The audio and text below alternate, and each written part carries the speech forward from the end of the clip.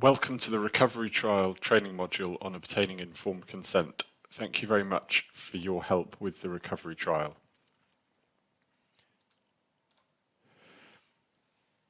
Before obtaining consent from any participants, they should, if possible, be provided with the participant information sheet to read and allowed to read it and ask any questions that they may have.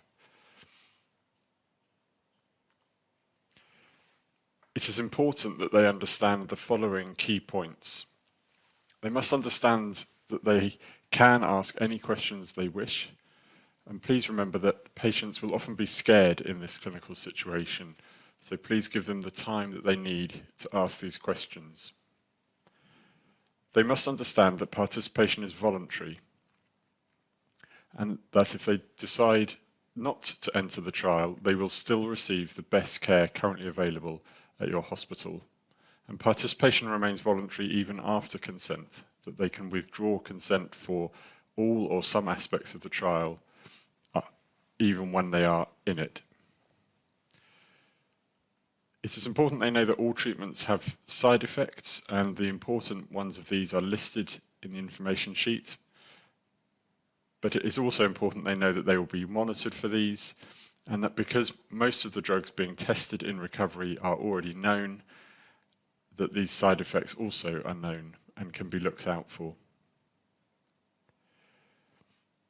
Some of their data will be shared with the trial team outside the hospital, in other words, sent to Oxford University, and may be viewed there also by government officials who need to check that the trial is being done properly.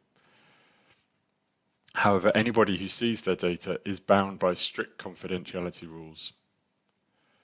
Their data will be stored in Oxford University for several years, where it will be kept very secure. And the trial team may collect additional data about them from other sources, such as in the UK, routinely collected data in the NHS, which will be collected for up to 10 years. All of these points are listed on the consent form itself, so please do use this as your guide. Now watch the video of Mr. Smith giving consent to enter the recovery trial. Hello, Mr. Smith, how are you doing? Okay, not too bad. So I hope you've had a chance to read the information sheet we've given you about the trial we're part of here. Yes, I've read it all. Do you have any questions at first? Not really, no, I think it all seems very clear. Okay, so I just need to make sure that we've explained the key points properly to you, if that's okay. The most important thing is you understand this is entirely voluntary. Whether or not you take part, you'll get the best care that we can offer, and that's absolutely fine by us, whatever decision you make. But what we're trying to do is to work out whether there is an additional treatment we could give you which could improve things. So we're going to do that in the trial by deciding which treatment you get. A computer will do that at random, like tossing a coin. And then if there is an additional treatment to give you, it will be prescribed in the usual way by the doctors looking after you. We'll need to collect some data about you, if that's okay, including how things go over the coming days and weeks, which we'll use to work out whether the treatments are working or not. All those data will be stored on a computer and held securely at Oxford University. Okay. All treatments have side effects, and if at any point you decide that you can't tolerate the study treatment anymore, then it's absolutely fine for you to say that and say you want to stop it, and that wouldn't be a problem. Okay. Have you got any more questions about any of that? No, I think it's all pretty clear. Okay, well, thank you very much. If you're happy to then, if you could just write your name here and then sign here, and today's date is the 17th of March.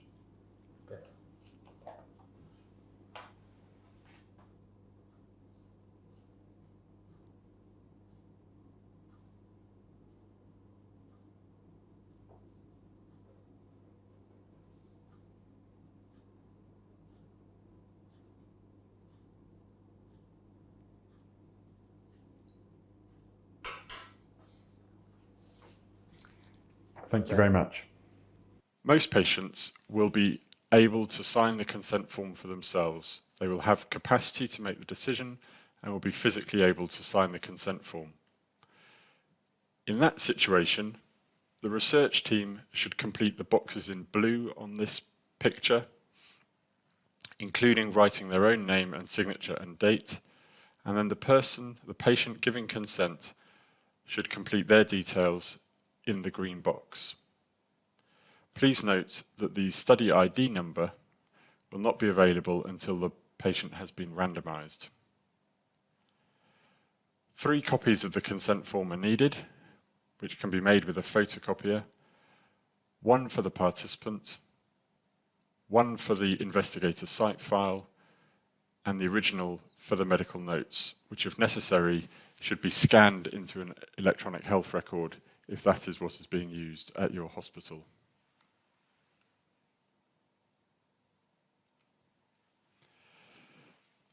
The participant information sheet is available in many different languages, including those most frequently spoken in the United Kingdom. However, it is not available in all languages, and if the person obtaining consent does not speak the same language, then this process will need to be supported by an impartial translator.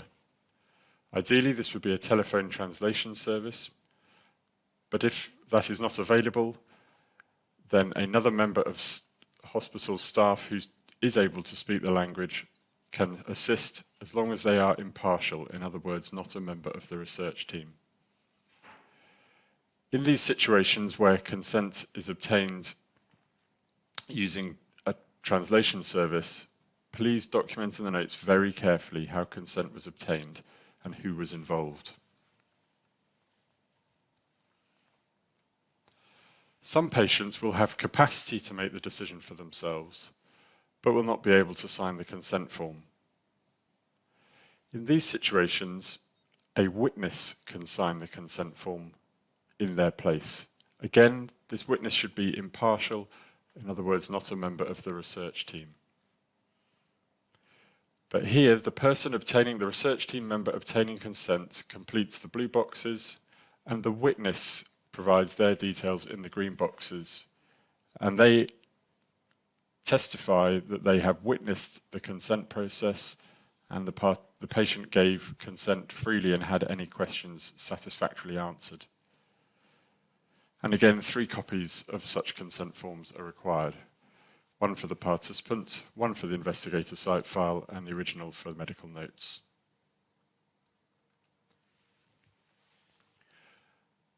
Some patients will not have capacity to make the decision for themselves whether they wish to enter the recovery trial or not. This could be because of their acute illness, or it could be for a chronic condition such as dementia. In this situation, the information sheet should be provided to a legal representative.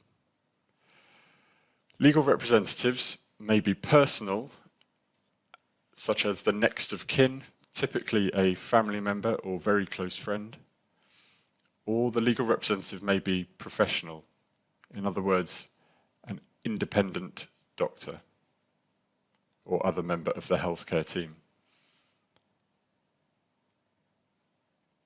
When completing this consent form, again, the research team member obtaining consent completes the blue boxes, and the legal representative completes the green box.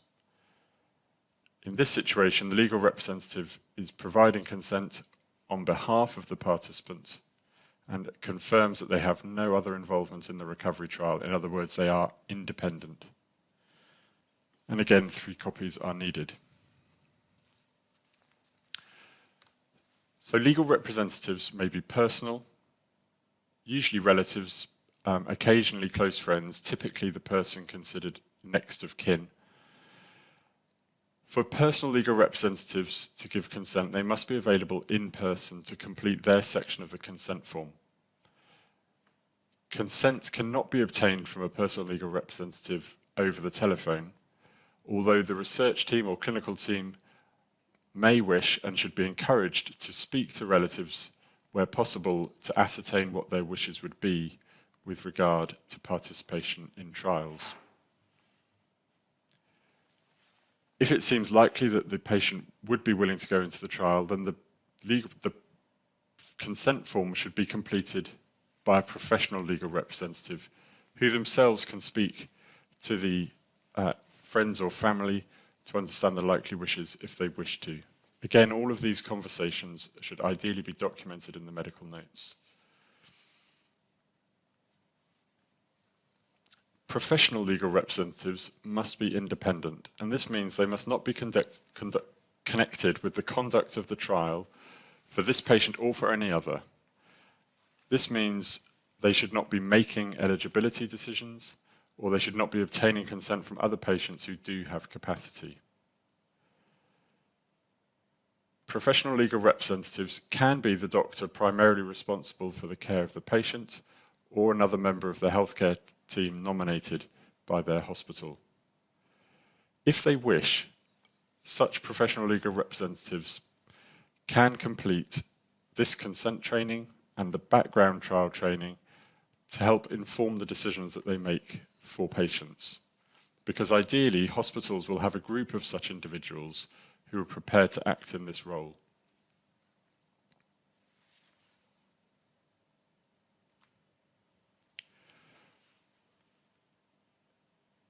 If consent is obtained from a legal representative and the participant then regains capacity prior to discharge, it is important that they be provided with written information about the trial, and in particular, what their rights are and how they can exercise them.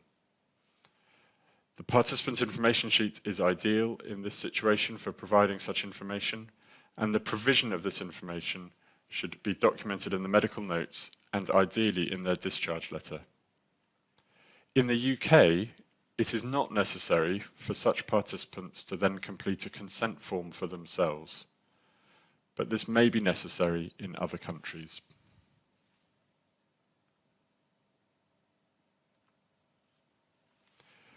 So in summary, consent can be given in several ways in recovery. Patients who have capacity can give it for themselves and complete the consent form themselves, or if necessary, a witness can be used to complete the consent form. And for patients without capacity, legal representatives may be used. A personal legal representative may be used if they are available in person to complete the consent form, or professional legal representatives can be used in other situations. Professional legal representatives must be independent of the trial, and ideally sites will have a small team of staff willing to act in this role. Any participants who regain capacity must be informed of their participation, including being given written materials so they know how to exercise their rights. Thank you very much indeed for your help with this vital and important aspect of recovery.